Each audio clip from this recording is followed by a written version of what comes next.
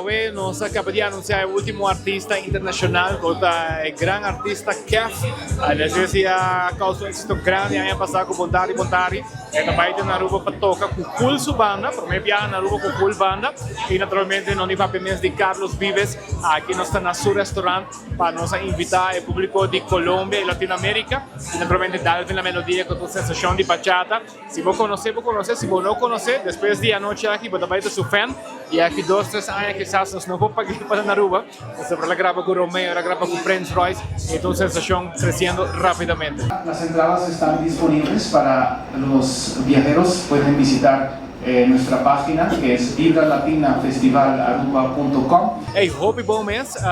En general, super. Hopi viaja para visa general, no é gente não que vai general, pero nós estamos mirando com a Hopi bom vendi. Bota vai da Hopi cerca, mirando com aqui nós não tinha deck na alto, de senhorita asgo general, porta Hopi mais cerca comparado, você está vendo bom? VIP standing, Hopi bom mês também, Hopi gente comprando manteca e mesa ainda tem disponível. É uma full dilante platinum se sold out de dia e meio, pero ainda nós tem mesa de seção de gold, com 10 gente sentada e para trás de nós tem cocktail table, isso não é senta, tem cocktail table de 6 pessoas e na preço tão super econômico.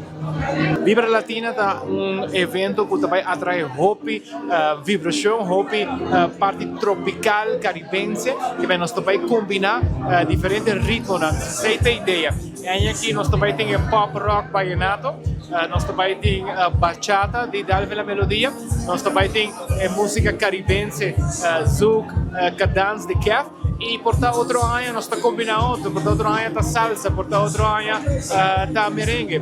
Essa é a ideia de Vibra Latina e para invitar esse dia para conhecer os locais, para ver com os turistas e assim interactuar e quase nós podemos visitar nas islas mais e vir mais frequente.